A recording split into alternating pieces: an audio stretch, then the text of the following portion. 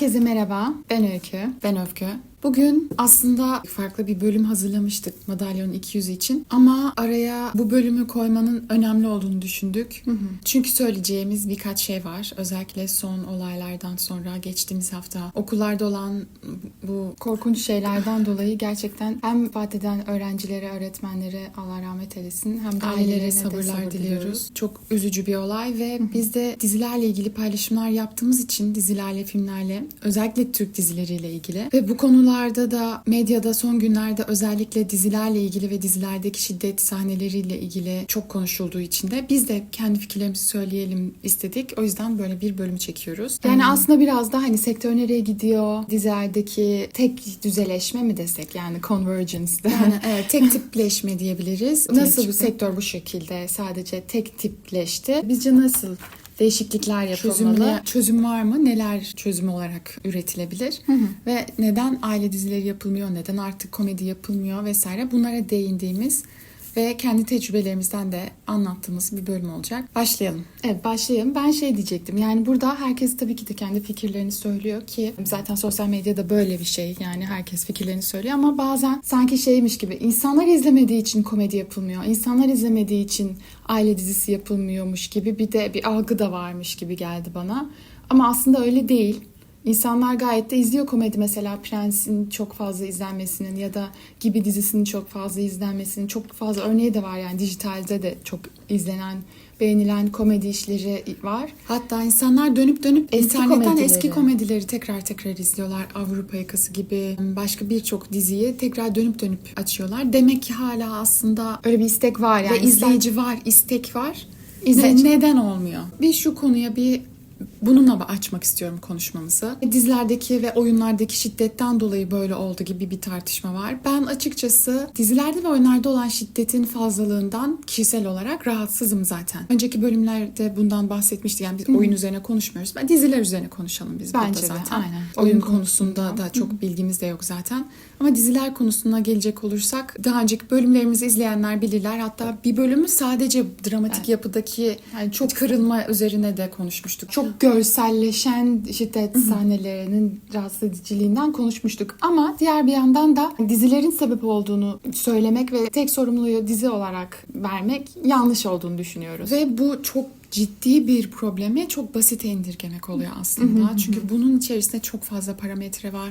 Ekonomik olarak, ailevi, psikolojik, yani bu o kadar çok açılabilecek bir konu ki. Ama medyanın rolü ne burada? Medyanın rolü var mı? Literatüre baktığımız zaman aslında şiddetin çok görünür olduğu zaman normalleştiğine dair çalışmalar var. Yani ne kadar görünür oluyorsa o bize normal gelmeye başlıyor. Çok fazla görünür olmaması Çok fazla gerekiyor yani aslında. Aynen. Bu araştırmaları gördüğümüz zaman bile. Zaten bence bu konuda izleyicilerin de hemfikir olduğunu da düşünüyorum. Şu anki var olan dizilere, televizyon dizilerinden bahsediyorum. İçinde gerçekten silah geçmeyen bir dizi yok galiba. Yani belki birkaç tane vardır. Yok demeyeyim yani. Her şeyde çok vakıf çok değiliz de. Yani çok az var. Özellikle ana akımda çok popüler işlerin içinde kesinlikle bir mafya, silah falan oluyor. Neden bu kadar çok mafya işi izliyoruz? Bizce şöyle bir şey var. Bir, bunu hikaye üretenler de bilirler. Çatışma çok önemli. Çatışmadan bahsettiğimiz şey aslında hani o kavga ve silah çatışması değil de hikayedeki dramatik yapıyı oluşturan elemanlardan biri olarak çatışma. Ve bu çatışmayı en kolay veren şey aslında çok belli bir kötü karakterin olması. Evet. Yani ve bu aslında çatışmayı da en kolay yazmak, gerçek bir çatışma sahnesi vermesi. Yani aslında birazcık bence bu tip işler kolaya kaçmak oluyor. Ama diğer bir yandan bunu da söylemek öyle demeyeyim yani kolaya Söyle. kaçmak. Diğer bir yandan da sonuçta orada da bir şey var, emek var. Şöyle, kolaya kaçmaktan kastının şöyle olduğunu düşünüyorum. Yani mesela bir aile komedisi yazdığın zaman orada oluşturacağın çatışma için düşünürsün. Evet. Kötü karakter düşünürsün ama oradaki hani higher stakes, higher Böyle riskler, çok yani uç risk olduğu zaman rating daha çok artıyor. heyecan daha yüksek oluyor. Ben eminim ki şimdi yapımcılar, kanallar gerçekten an be an reytingleri görebiliyorlar ya. Çatışma anlarında böyle çok büyük risk karakterler arasındaki dramın çok yüksek olduğu anlarda reyting arttığı için böyle sahnelerin yazılması da daha çok isteniyor, talep ediliyor yapımcılar veya işte kanal tarafından. Çünkü daha çok reyting alınırsa daha çok reklam alınacak ve daha çok para kazanılacak. Yani onlar da sonuçta bir işletme olarak da düşünürsek, sonuçta daha önce de konuşmuştuk, yani diziler ve bu işte içerikler aslında sanat için yapılmıyor sonuçta. Bir işletme tarafı da var ve para kazanıyorlar. Onlar bu şekilde bakıyorlar. Ama diğer bir yandan da biraz da hikaye de önemli yani bence. Yani aile dizilerinde çatışmayı kurmak daha zordur. Ve aslında aile komedi işlerinde genel olarak reytinglerin daha düşük olmasının sebebi de bu. Çünkü iyi yazılan aile işi bulmak zordur. Yani bence bu çok net bir şekilde. Bence de komedide de aynı şekilde. Seyirciyi orada tutacak merak unsurunun yüksek olması. Hook dediğimiz o kancayı attığı zamanki o olayın hani büyüklüğü, yani aile dizilerinde genelde daha sakin olduğu için seyirciler de belki daha heyecanlıya gidiyor diye düşünüp yapımcılar böyle bir yol çiziyor olabilirler. Yani yazarlar da bence, biz de daha önceki bölümlerimizde bahsetmiştik, kendi yazma deneyimlerimiz, projelerimiz oldu. Birilerine ulaştırmaya çalıştık. Bize hep söylenen şey şuydu: bizim hikayelerimiz çok naif bulundu ve çok sakin bulundu. Biraz daha uçlarda olmalı. Hani bu yeterince geçerli bir şey değil. Yani hani televizyon için fazla sakin denildi ve naif denildi. Evet. Ve aslına baktığınız zaman bu televizyonda gördüğümüz şu mafya hikayesinin de veya işte o çok büyük hikayeler, büyük olaylar, ya hayat memat meseleleri ve uç hikayelerin olmasının sebebi de yani biraz da yapım taraflarında bunun talep edilmesi. Yani siz projeyle gittiğiniz zaman sizi geri döndürüyorlar. Bu olmaz, bu izlenmez mesela diye. Bazı yapım şirketleri direkt diyor, biz aile işi yapmıyoruz diyorlar. Peki neden komedi ve aile işi yapılmıyor? Ben söyleyeyim. Daha önceki reytinglerde, daha önce de bahsettiğim gibi, daha önceki bu aile komedi işlerinde izlenme kaygısı çok daha fazla oluyor. Çünkü iyi yazılması daha zor. Bir kere aile işlerinde işte o çatışmayı nasıl kuracaksın, o kancayı nasıl atacaksın, aşk ne kadar büyük olacak. Ölüm kalım meselesi, hayat memat meselesi olduğu zaman bir hikayede, düşünün şu an mesela Taşacak Bu Denizde var. Çok risk. İşte Uzak Şehirde vardı. Çok büyük risklerle. Tabii o zaman aşkın imkansızlığı büyüyor. Saklanan sırların tutulma coşkusu büyüyor bir de. Yani hani o sırrı söylemezsem işte Adil bütün şehri yakacak gibi bir şeyle. O açıdan aslında daha heyecan büyümüş oluyor. Evet. Ama daha sakin işlerde o heyecanda sığ kalmış oluyor diyebiliriz. Yani evet. Yani bir reyting kaygısı oluyor. var aslında yani bir yandan. Yani gerçekten de daha önce de bizim de çok sevdiğimiz diziler vardı. Güzel Günler mesela. Başlarken acayip heyecanlanmıştık. Tam bizlik bir dizi dedik. İşte kastından hikayesine, yazarından, yani her şeyiyle çok heyecanlanmıştık ama çünkü Aramızda Kalsın dizisini çok seviyoruz. Aramızda Kalsın dizisinin senaristi yazıyor dendi. Oyuncular çok muhteşemdi. Her şeyiyle harika başladı. Çok da güzel gitti. İlk 4 bölüm çok iyiydi bence. Bence de. Ama sonra mesela gerekli olan emeğin gösterilmediğini görüyorduk. Bir kere bütçesi çok azdı, çok belliydi. Çok belliydi. Yani artık bizim seyircimiz onu görüyor. Yani bir diziye bütçe veriliyor mu, verilmiyor mu? Kanal ona önem veriyor mu? Yapım ona önem veriyor mu? Seyirci görebiliyor bunu. Yani evet. Her şeyle beraber bütçesi azdı. Bence verilen önem de, yani tutarsa tutar, tutmazsa da tutmasın gibi de bir şey vardı. Dışarıdan böyle gözüküyordu yani, ben öyle söyleyeyim. İçeride öyle değilse de çok yazık. Çünkü çok potansiyeli olan çok güzel bir iş olabilir. Yazı açısından bak, içerideki kancaların atılıp o dramatik yapının kurulması açısından çok güzel başlayıp devamının getirilmediği ve böyle bir anda pes edilip artık ne olursa olsun gibi devam eden bir işmiş gibi görünüyordu. Bana öyle gibi bizim geliyordu. çok güzel fikirlerimiz vardı. Biz kurtarabilirdik onu. Neyse, bu da bizim böyle bir heyecanımızdı. Onu geçelim buradan. Bir kere sitcomların zaten şu anki Türk televizyon sisteminde var olması mümkün değil. Ne yazık ki. Çünkü sitcom tamamen matematikle yapılan bir iş. Komedi, orada yerleştirilen hani kahkahalar bile, kahkaha olmasa bile o beat'le oraya yazılan hani espriler gerçekten matematikle ve zamanlamaya da önem verilerek yapılan bir şey.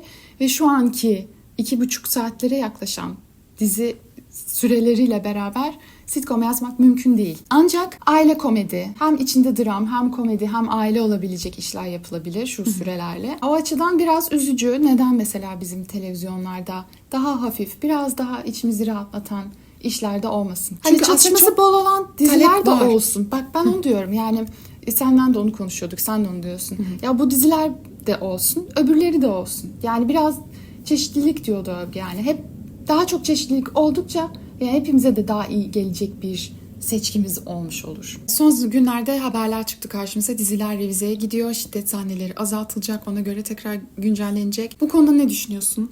Ben revizeye gitmesini doğru buluyorum. Çünkü Biz bunu konuşuyorduk Öykü. Sen cümleni söyle.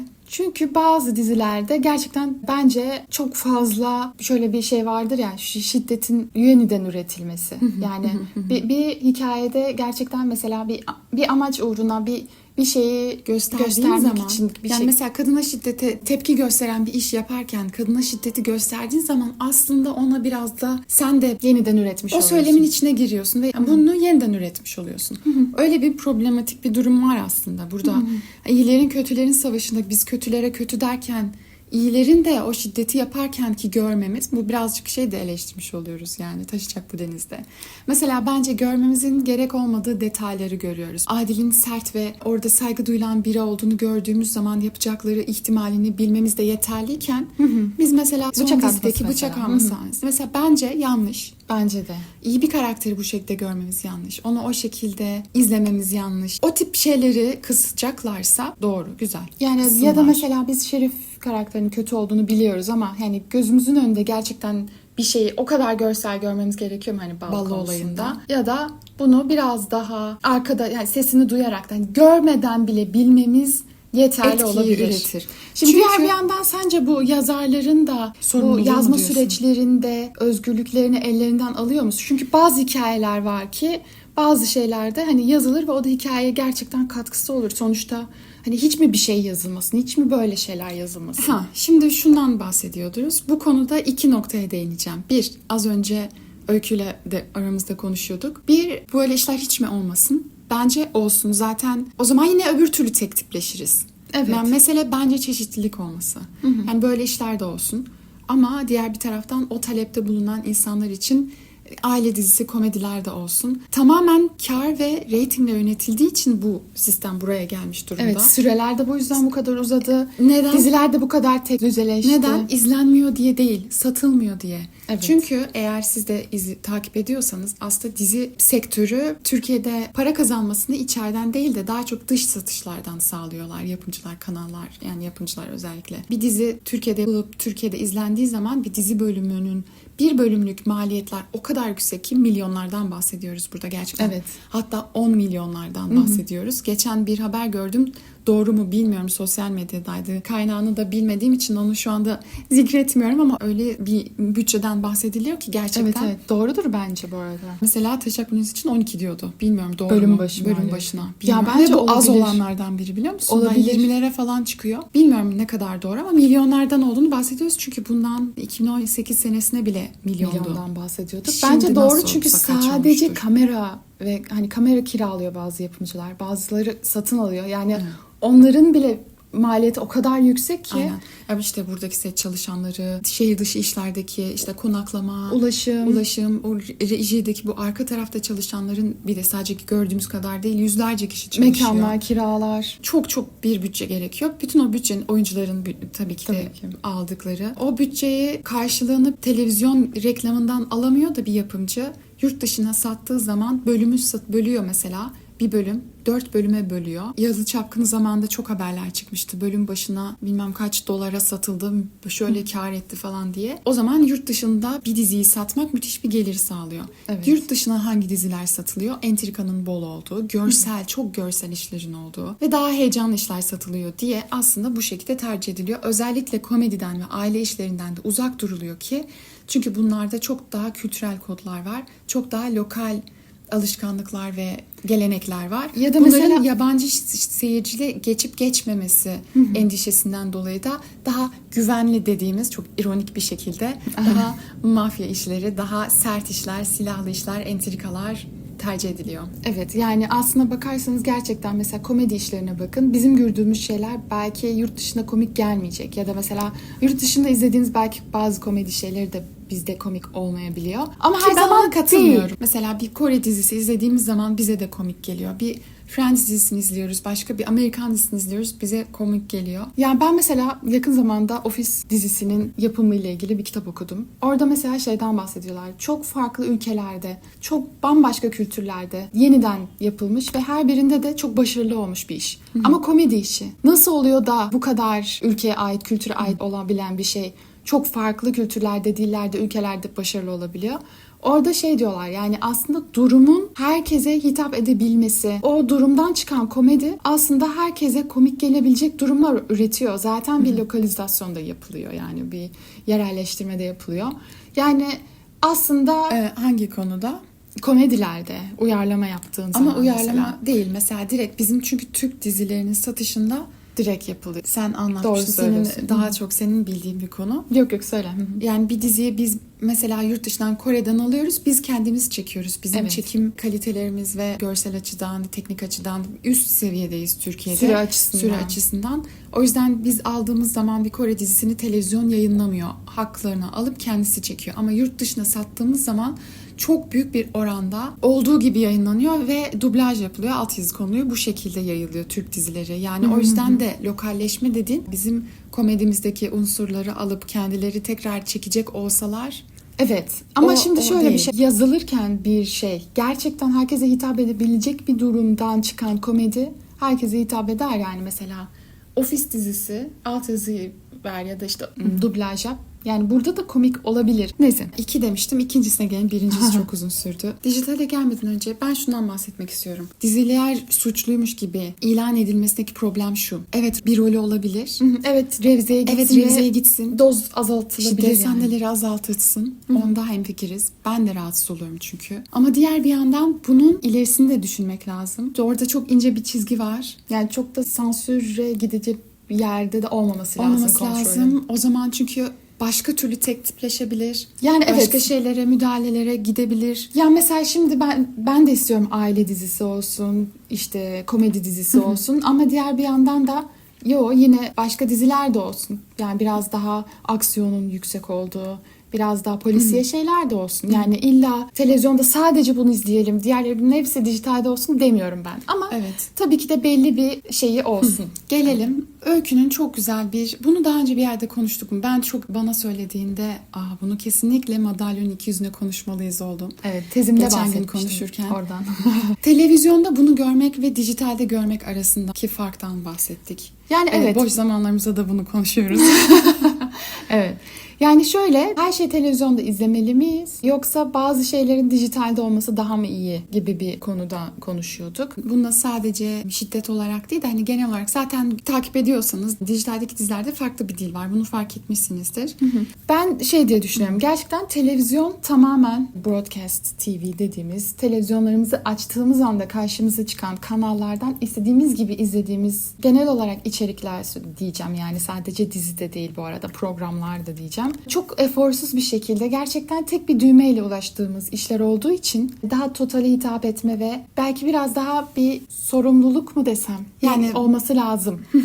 Ben de şöyle gireceğim. Yani televizyon bir mass medya aleti olarak, yani o kitlelere ulaşan bir araç aslında. O yüzden de bir tuşla çok fazla kitlelere açılmak demek. Çok büyük bir güç ve çok büyük de bir etki alanı olmuş oluyor aslında. Ama dijitalde olduğu zaman belli bir kapital gerekiyor. Yani buradaki kapital paradan değil, sadece para değil. Evet, para ödememiz gerekiyor. Mesela işte platformlara üye olmak için. Oraya girebilmek için o arayüzü kullanabiliyor olmak gerekiyor. Belli bir şey bilgi izlemek gerekiyor. için. Teknolojik yatkınlık da gerekiyor. Teknolojik yatkınlık, bazen dili bilmek. Bunların hepsi böyle belli miktarlarda kapital demek oluyor. Yani bu aslında literatürde de bu şekilde konuşulmuş bir şey. Yani benim icat ettiğim, yani düşündüğüm bir şey de değil sadece. Gerçekten de. Okuma yazma bilmek bile bir kapital. Aynen öyle. Yani o da bir sadece bilginin hani içinde. işte dijital üyeliğini verecek paranın olması da bir kapital, ama kapital deyince hani sadece maddi boyutta değil. Değil. Teknolojiyi kullanabilmesi. Yani vesaire. aslında belli o dijitalde bir şey izlemek belli bir miktarda bilgi, kapital, bir sürü şey gerektirdiği için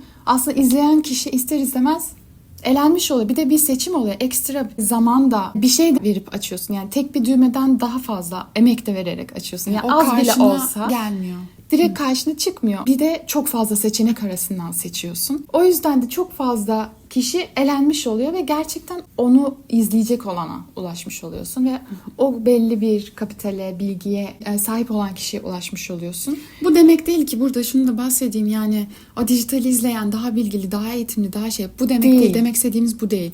Sadece hani televizyon bir kitle iletişim aracı olarak Ya tek hız tuşla, açısından da. tek tuşla anında herkese açık olmasından bahsediyoruz. Ben de mesela Böyle bir- bazen yani mesela Açıklık kavuşturalım yani ben de mesela bazen bir platformdan bir şey açıp seçip izlemek yerine mesela televizyonda açayım da ne var böyle bir hani o açık kalsın isteği de geliyor yani bir televizyon izleyicisi olarak da. O iyidir bu kötüdür şeklinde değil ama farklı dinamikleri olan farklı yani. dinamikler ve farklı izleyici şekilleri, izleme şekilleri de olduğu için ya o yüzden dijitalde olan dizilerin daha niş şekillerde olması, mesela daha uçlara gidebilecek şekillerde olması bence daha uygun geliyor bana. Ama televizyonda biraz daha herkese ulaştığı için, bütün çocuklara Çocuklara da da. çok kolay ulaştığı için ve herkese çok kolay ulaştığı için belli bir seviyede yani en azından mesela şiddette biraz daha az görselleşme Evet, olabilir. yani o graphic image dediğimiz şey, İngilizce'de Ya öyle mesela bir nasıl- kelime var. Grafik dediğimiz zaman sadece şiddet değil, aynı zamanda cinsellik de, yani böyle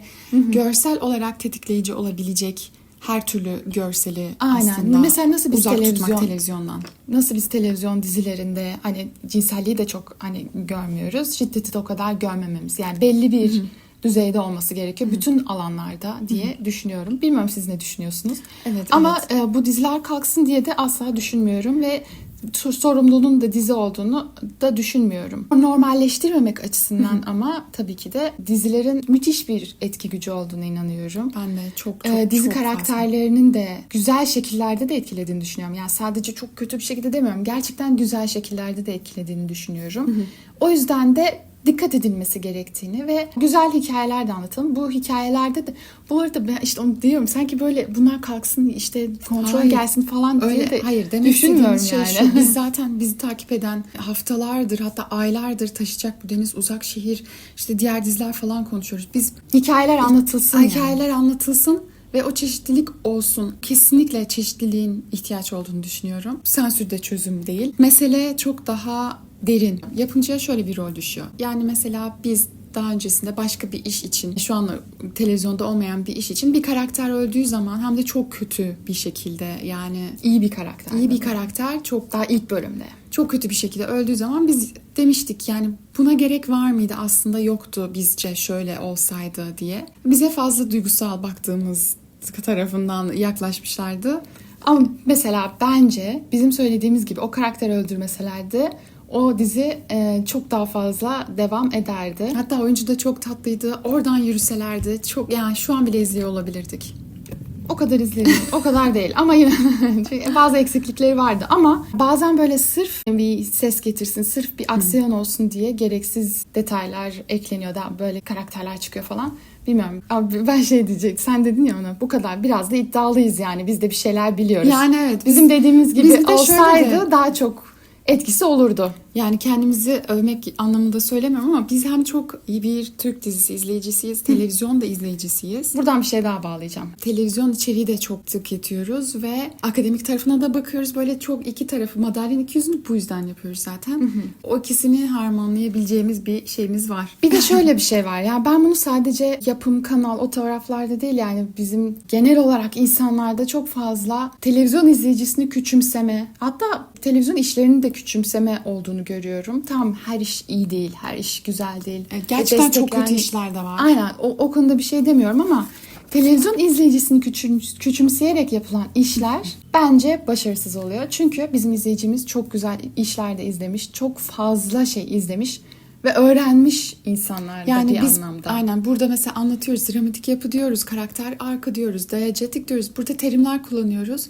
Bir izleyici bunu, Türk izleyicisi, bence normal bir televizyon izleyicisi bütün bunları, terimlerini bilmeden içgüdüsel olarak biliyor. Çünkü çok Evet. izlemiş. Evet, yani o yüzden aman zaten bunları işte, ki biz bunları duyduk işte Anadolu'daki şunları izliyor falan ya da işte Evet, işte ev böyle kadınlarının izlediği dizilere bunları koyacaksın, daha fazlasına gerek yok gibi. böyle bence yaklaşımlar. küçümseyerek yapılan işler çok da başarılı olduğunu düşünmüyorum ve gerçekten yazma, ve işte o hikayeyi anlatma heyecanıyla yapılan işlerin de başarılı olduğunu da görüyoruz zaten.